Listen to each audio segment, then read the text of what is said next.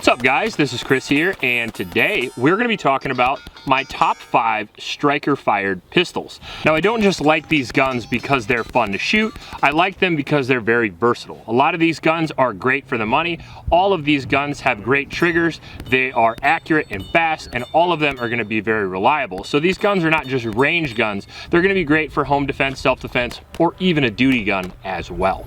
That being said, some of these are going to be new guns because there's actually been a couple of new guns that came out this year that I was really excited about, so you'll get to see those as well. Before we get into the video, I do want to mention my Patreon supporters. Thank you guys very much. Because of you guys, we have lots of cool guns and ammo, and we really appreciate you.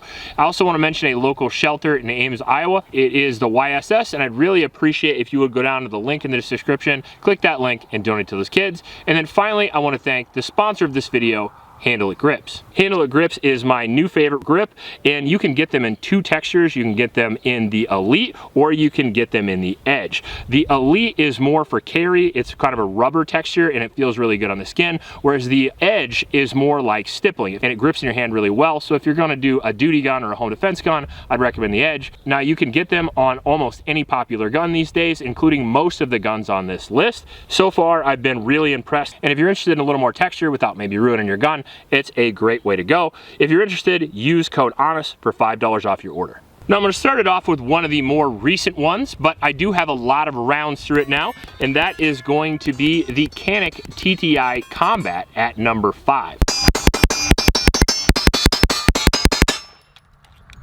It was hard for me not to put a Canik on this list, and when I thought long and hard about which one was my favorite to shoot, I actually think it's this one. It was a close race between this one and the steel frame. However, this one is a little bit lighter, it's quicker to come out of the holster, and it has about the same or even a little bit less recoil impulse because this one is comped. That's very cool. On top of that, for the money, you get an awful lot of features with this gun. You get the single port compensator, you get the spiral cut barrel, which doesn't do much for you, but it does look very cool. You get a green fiber optic with a blacked out rear sight. You get an optics mount with optics plates in the box. You get more texture on this Canik than you do on any other Canik, which helps this gun stay flat when you're shooting it. It's very, very lightweight, and on top of that, it has an unbelievable trigger on this guy, and probably the best trigger of all the Caniks, which is saying an awful lot. It's a little bit more expensive than some of the Caniks, but it comes with every feature I would ever put on one right out of the box, and I really do think that comp makes a little bit of difference, because the only thing I don't like about the Caniks is they can be a little snappy, and this one isn't. So on top of all of that, it's also made by the same company that makes the John Wick guns, which gives it a second kind of cool, at least for me. And then I really do have a soft spot in my heart for gold and black. I'm from Iowa, I'm a Hawkeye fan after all, so gold and black guns are kind of my thing if you've watched my channel, and this one just happens to come out in some of my favorite colors as well. I'm not saying that all of the Caniks aren't awesome, a lot of them are awesome, but I think overall, if I'm going to the range with one of them, I think I'm gonna choose this one. And out of all the rounds we've had through this so far, it's extremely reliable, and I think the price on those are around $9.99, which makes them relatively affordable for the race gun that they are. In at number 4 is going to be an old classic, a gun that's been on the channel a lot, but my favorites are my favorites after all, and they don't change quite that much. This is the CZ P10F. Now this is the full-size variant of the P10 series, which might just be the best gun for the money on the damn planet. The P10F is a striker-fired polymer-framed pistol, which is, again, very light. It has a 4.5-inch barrel, kind of similar in size and length to the Glock 17, with a full-size 19-round flush-fit capacity, which is awesome. It has a killer grip, but it lacks a little bit in texture, so I have these Talon grips on here. It also has one of the best striker-fired triggers in the industry, and one of the lowest recoil impulses, just simply due to how high you can get on the gun and how low it is over your hand. The slide works super well, and these guns have been very, very reliable in my experience. I've actually had 3 of these now. This is the only one I've kept because I've gotten a lot of them for review, but all of them were pretty excellent. The underswept, undercut trigger guard was one of the first things I loved about this gun because it doesn't give you that Glock knuckle if you have big hands, and it comes with all the features you're going to want, include a large trigger guard and rail, for mounting lights and accessories, and the new ones obviously come with an optic system, although this one is just iron sights, and I didn't get a new one because I happen to really enjoy the iron sights I have on here. I think these are Dawson Precision, but I don't actually remember. Just a fiber optic front with a blacked out rear. If I buy another one, I'll probably go with Tag because I've been going with those lately, but these are excellent. Now, the cool part about having the non-optics ready version is you get a lot of space to run the slide, which I like. These come with 2 magazines in the feature set you see for around $300 to $400, which makes them incredibly good for the money. So if you're looking for a solid striker-fired polymer frame pistol for home defense, concealed carry, anything like that, I would definitely recommend the P10F. It's been extremely reliable and extremely accurate and fast, especially for the money. Now, in at number 3 here is gonna be a very tough choice for me because I have 3 of my favorite guns of all time sitting in front of me and I just can't decide. Like being a big kid at a buffet, I just don't know what to pick first. Let's go with the Glock 34.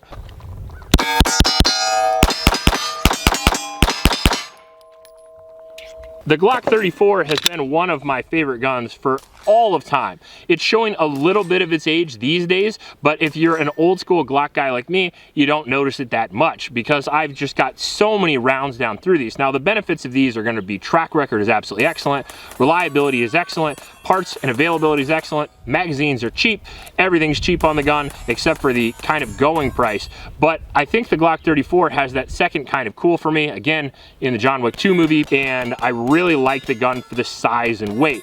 One of the first ultralight striker fired guns that was super accurate. I mean, it weighs only a couple more ounces more than a Glock 19, and I can hit shots all day at 100 yards with this gun.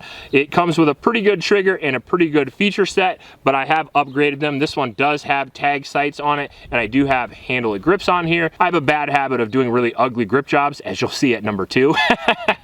But with handle-it grips, I don't have to do that.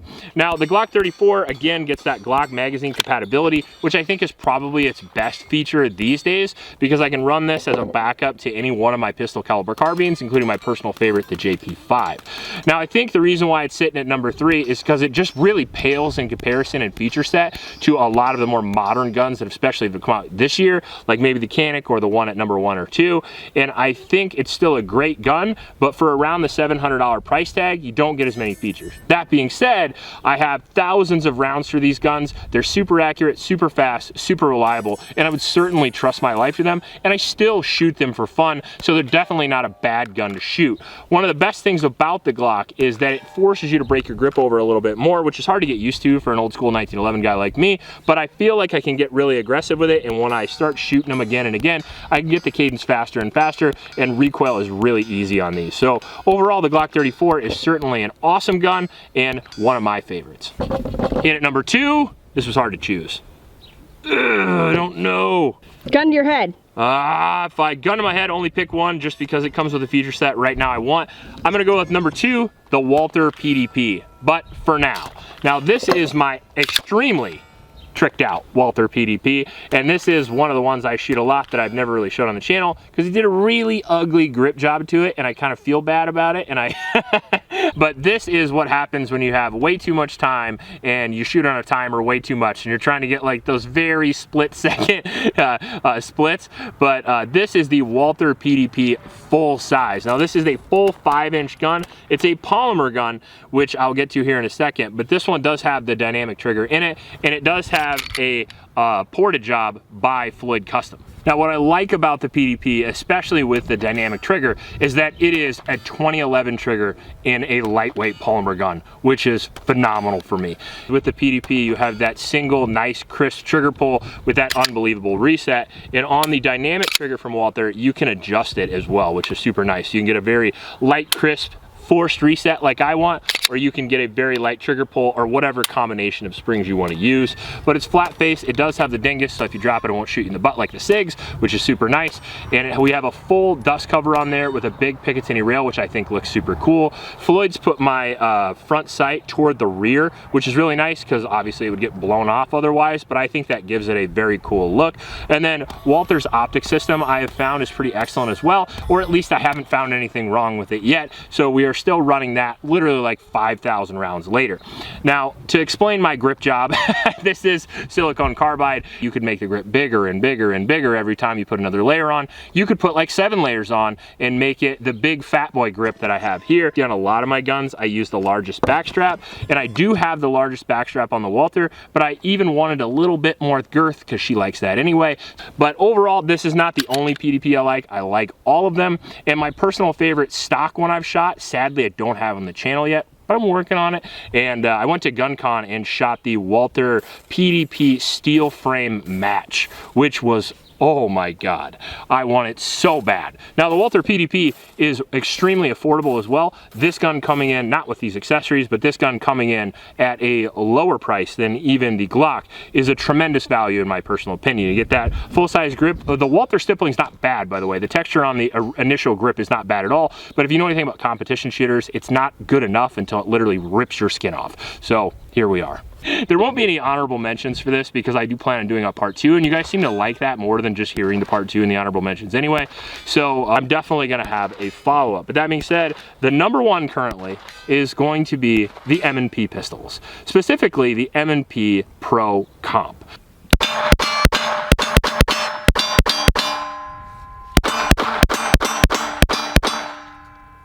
Now, this is a gun I literally got like 2 weeks ago, and it's not as proven as a lot of the other guns on the table, but it is an M&P of which I've had, I think, 20. I think I've had 20 M&Ps in my lifetime. I didn't know that. Yeah, at least half of those I purchased myself. From me? Yeah, I do hide some from you.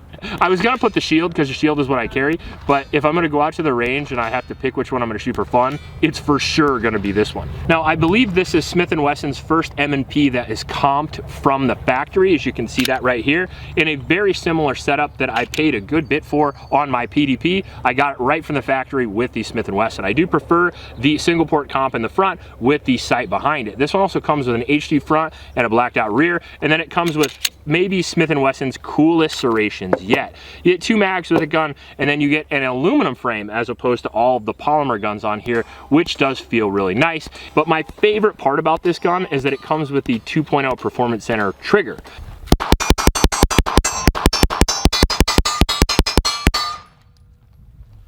I mean, this rocks. So now, not only do we have the awesome M&P ergonomics, reliability, and then the magazine compatibility, which you can also get their PCCs and stuff to fit with that, but you also get a trigger that now rivals like the Canik and the Walther, which is really awesome. This is their new Performance Center trigger, which is really, really good. So overall, I think this is my favorite M&P to shoot right now. Add to the fact that it's awesome for the money. I'll leave the price right there. I forget unless you know what it is. $9.99. This is $9.99 too, so okay. So you either get to choose the Canik version or the M&P version. Both come with very similar features. Both have really, really good shootability. I just really err on the side of Smith because I've been a Smith guy for so long. I mean, I own an original Schofield for Pete's sake. But I like the back straps on the Smith a little bit better because they swell your hand out. You get 5 of them, and not only they give you a full back strap like on the beaver tail, but they have the palm swells, which I really, really like. So a lot of it's personal preference. I also like that you can get M&P partisan magazines everywhere. They're second really only to the Glock. And now that they have the new trigger with the new serrations and the comp, which I think actually works a little bit better than the Canik. I think the Canik might have a slight edge in the trigger as far as weight, but I think the recoil impulse on the M&P is better. So I think overall it's a little bit more enjoyable for me to shoot. But that being said, I still only have like 500 rounds for this one. So I was hesitant to put it on this video, but I thought if I'm gonna be honest about it, if I'm gonna go out and shoot and have fun, I'm probably gonna choose this one.